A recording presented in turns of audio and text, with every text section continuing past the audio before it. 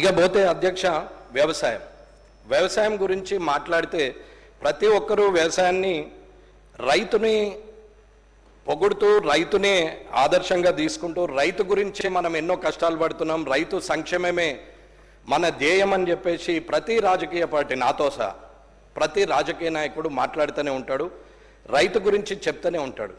కానీ రైతుకు కావాల్సింది నిజమైంది ఏంది, నిజంగానే రైతు ఇబ్బందులు ఎక్కడ పడుతున్నాడు, మరి రైతుకు కావలసినటువంటి అక్కడ అనుకూల పరిస్థితులు ఏంటి అని చెప్పి ఎవరు ఆలోచించరు. కానీ అందరూ కూడా మేము ఇది ఇస్తాం, అది ఇస్తాం, అది పెంచుతాం, ఇది పెంచుతాం, వీళ్ళకంటే వాళ్ళకంటే వీళ్ళకు ఒకటి ఎక్కువ ఇస్తామని మాట్లాడుతుంటారు తప్ప రైతుకు ప్రాక్టికల్గా అక్కడ ఉన్నటువంటి గ్రామాల్లో ఉన్న పరిస్థితి కానీ, పండే పంటకు కానీ, పండిన పంటకు గిట్టుబాటు కానీ, గిట్టుబాటు అమ్మకానికి కూడా ఉన్నదా లేదా అని కానీ ఇవన్నీ చూడాల్సిన అవసరం ఉన్నది. కానీ అధ్యక్ష అందరూ రైతే రాజు అని మాట్లాడతారు, కానీ రాజులాగా ఉండే రైతును చేద్దామని మాత్రం ఎవరు ఆలోచించారు. రైతు రాజులాగా అయితే అక్కడ నిజంగా సుభిక్షంగా ఉండే పరిస్థితి ఉంటుంది.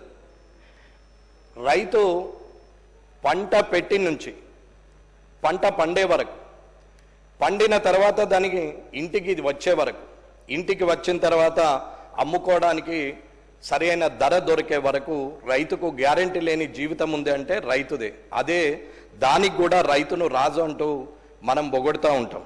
ఏ ప్రభుత్వమైనా, ఏ రాజకీయ పార్టీ అయినా ప్రతి ఒక్కరూ పంట పెట్టుబడి సాయం అని కొందరు, రుణమాఫీ అని కొందరు, రైతు భరోసా అని కొందరు, రైతు బంధు అని కొందరు, కౌలు రైతులకు ఇస్తామని కొందరు, రైతు కూలీలకు ఇస్తామని కొందరు, రైతు బీమా ఇస్తామని కొందరు, రైతులను ఊరిస్తూ రైతులను యాచకుల్ని చేస్తున్నాం తప్ప రైతుకు ఖచ్చితమైన ధైర్యాన్ని, మనోబలాన్ని వారు రేపొద్దున యువతరం కూడా డిగ్రీ చదివిన తర్వాత పోస్ట్ గ్రాడ్యుయేషన్ చేసినాక కూడా ఏ చదువు చదువుతావని అడిగితే నేను అగ్రికల్చర్ బీఎస్సీ చదువుతా, ఏం చేస్తావు నాయన నువ్వు అంటే నేను వ్యవసాయం చేస్తానే పరిస్థితికి తీసుకురావడానికి మాత్రము ఎవరు కూడా ఆలోచిస్తలేరు, నాతో సహా.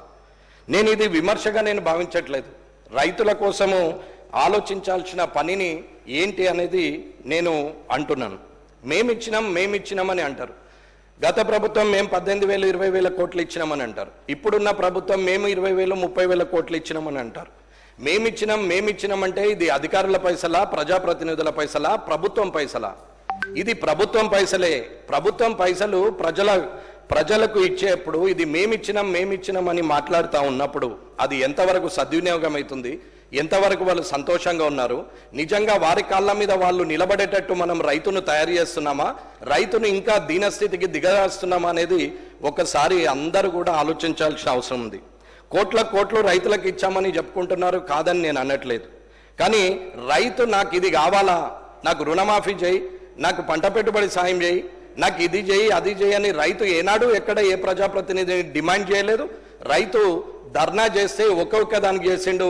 అది ఒకవేళ ఫర్టిలైజర్ అందకపోతే, లేకపోతే పంట నష్టం జరిగితే, లేకపోతే పంటకు గిట్టుబాటు ధర రాకపోతేనే ధర్నా చేసిండు తప్ప రైతు ఎప్పుడు కూడా రోడ్డు ఎక్కి నాకు ఇది కావాలి అది కావాలని యాచకునిలాగా ఎన్నడూ అడగలేడు. కానీ ప్రజాప్రతినిధులు రాజకీయంగా ఆలోచిస్తూ ఓట్ల కోసం మనం చెప్పే మాటలే అవి రైతును యాచకుని చేస్తున్నాయి అనేది నా అభిప్రాయం. ఇప్పుడు రైతు పండించిన పంటలు ఏదనుకున్నా ప్రభుత్వము, ప్రజలు, ఏదైతే ప్రభుత్వం అంటే ప్రజలని నేను అనుకుంటున్నాను, ఆ ప్రజలు గ్రామీణ ప్రాంతంలో 65% ఉంటారు. ఈ 65% ఉన్న ప్రజల్లో 60% మంది రైతులు, రైతు కూలీలే ఉంటారు. వీరు పండించినటువంటి పంటలు ఇవాళ వరి కావచ్చు, నూనె గింజలు, పప్పు దినుసులు, పళ్ళు, ఆకుకూరలు, కూరగాయలు, కోళ్ళు, గొర్రెలు, మేకలు, పశువులు, చేపలు, రొయ్యలు, ఇట్లా ప్రతిదాన్ని ఆఖరికి గుమ్మానికి కట్టే గుమ్మడికాయ నుంచి దేవుని రూమ్లో కొట్టే కొబ్బరికాయ వరకు కూడా రైతు పండించిన పంటనే తప్ప ఆర్టిఫిషియల్గా తయారైంది ఏదీ లేదు. ఇది రైతు కష్టం ద్వారా వచ్చింది.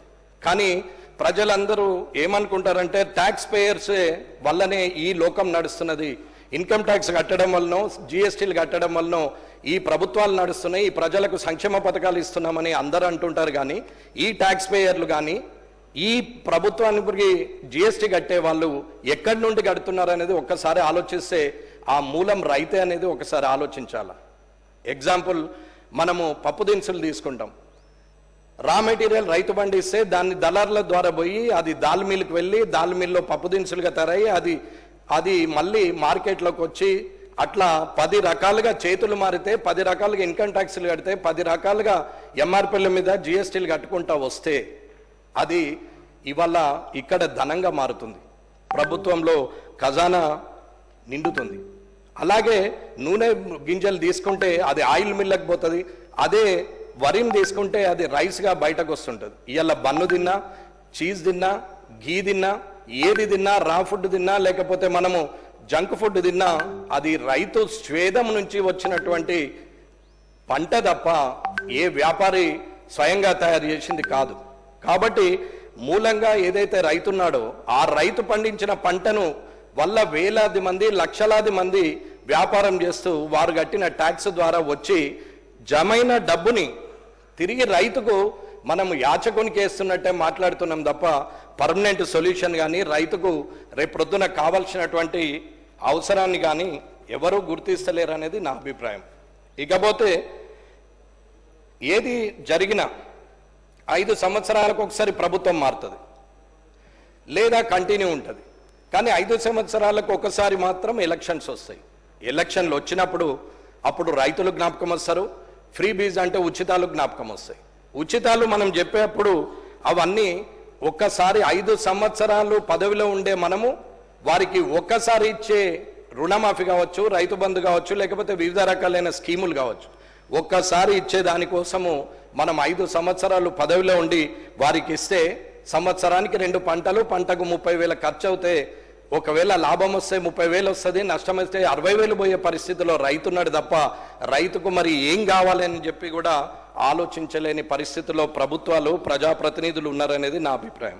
స్వామినాథన్ గారి కమిషన్ అయినా ఇంకెవరైనా కొత్తగా వేస్తే ఇంకా రైతు కమిషన్ ఏదైనా చేసినా ఏది అయినా సరే నిజంగా రైతుకు కావాల్సింది ఏంది అని అంటే భవిష్యత్ తరాల వారు నేను వ్యవసాయం చేస్తానే పరిస్థితికి ఆ వ్యవసాయాన్ని తీసుకురావాలనేది నా కోరిక. అయితే ఇక్కడ ఏదున్నా మరి ఏం చేయాలి రైతుకు అని అంటే నిజంగానే రైతుకు అగ్రికల్చరల్ కొలాటరల్ తీసుకోవాలి. ఒక వ్యాపారి 1 ఎకరం ఉంటుంది, ఆ పక్కనే వ్యవసాయదారునికి 1 ఎకరం ఉంటుంది, రెండిట్లో పంట పడుతుంది. కానీ వ్యాపారి నాలా కన్వర్షన్ చేస్తే ఆ 10 లక్షల రూపాయల భూమి 20 లక్షల రూపాయల వాల్యూకి వస్తుంది. అదే 10 లక్షలు, అదే 20 లక్షల భూమిని బ్యాంకులో కొలాటరల్ పెడితే వ్యాపారికి ఇన్కమ్ ట్యాక్స్ పేయర్గా ఎలిజిబుల్ ఉంది కాబట్టి అతనికి 20 లక్షల లోన్ ఇస్తారు. కానీ ఆ పక్కనే రైతు ఉంటాడు, అది 20 లక్షల వాల్యూ మార్కెట్లో, కానీ అతనికి 1,00,000 రూపాయల లోనే ఇస్తారు. రైతుకు 1 లక్షని ఎందుకు ఇస్తారంటే పంట మీద ఇస్తారు.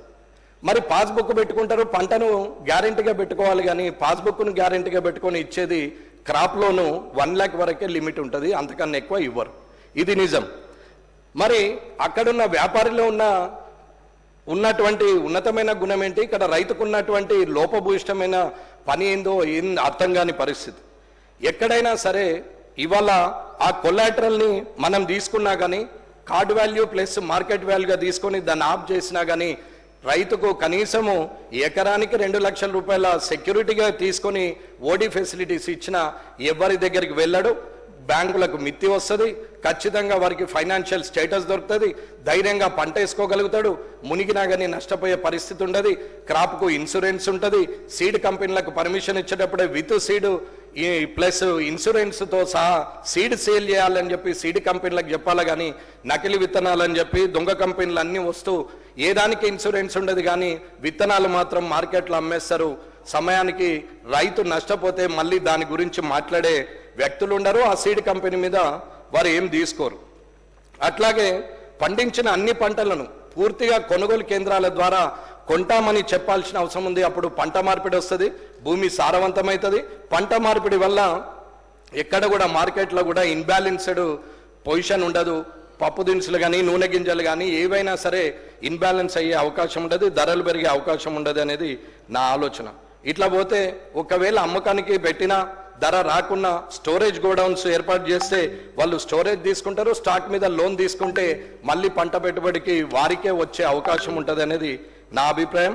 అట్లాగే వ్యవసాయ యాంత్రీకరణ, ప్రతి పంటకు బీమా, అట్లాగే సాయిల్ టెస్టింగ్ ల్యాబ్స్, వ్యవసాయ శాఖను విస్తరించడము, అలాగే 24/7 నాణ్యమైన ఉచిత కరెంట్ ఇవ్వడము, ఎక్కడికక్కడ నీటి నిల్వ ప్రాజెక్టులు ఏర్పాటు చేసి రైతుకు 365 రోజులు నీరు అందుబాటులో ఉండేటట్టు, గ్రౌండ్ లెవెల్ వాటర్ లెవెల్ పెరిగేటట్టు చేయడం వల్ల వ్యవసాయము ఒక పరిశ్రమగా మార్చి వ్యవసాయదారులను పారిశ్రామికవేత్తలుగా చేస్తే వ్యవసాయం బాగుంటుందనేది నా అభిప్రాయం. కాబట్టి ఎవరైనా సరే వ్యవసాయం చేస్తున్నాడంటే పిల్లనిచ్చే పరిస్థితిలో కూడా లేడు.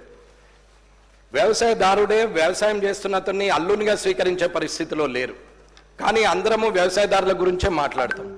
వ్యవసాయదారుడి కన్నీరును మనం చూసి ఓదార్చడం తప్ప చేయగలిగే పని ఏమీ లేదు.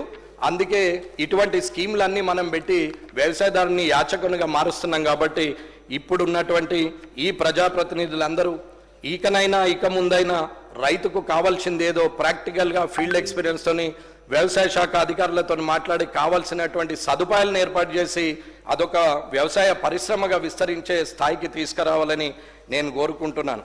అలాగే ఫిషరీస్, ఎనిమల్ హస్బెండరీ కానీ ఫిషరీస్ కానీ ఏదైనా సరే, కోళ్ళియు, గొర్రెలియు, చేపలియు ఏదైనా ఇవ్వద్దని నేను అనట్లేదు. కానీ ఇచ్చేదాన్ని ప్రతిఫలం ఎంత ఉంది, నాణ్యత ఎంత ఉంది, క్వాలిటీ ఎంత ఉంది, ఇచ్చే చేపలు వేసిన చేప పిల్లలు ఎన్ని బతుకుతున్నాయి, ఎన్ని పోతున్నాయి, అసలు ఎట్లా ఉంది అనేది కూడా మనం చూసుకోకుండా ఎవరికొకరికి కాంట్రాక్ట్ ఇస్తే కాంట్రాక్టరు చేస్తున్నటువంటి పనులు నేను కల్లారా చూసినా కాబట్టి చెప్తున్నాము. కొంచెం వాటి మీద కూడా ఎనిమల్ హస్బెండరీ డిపార్ట్మెంట్ తరఫున అగ్రికల్చర్ వ్యవసాయ శాఖ మంత్రి గారు కొంచెం దాని మీద అధికారులు దృష్టి పెడితే బాగుంటుంది అనేది నా అభిప్రాయం.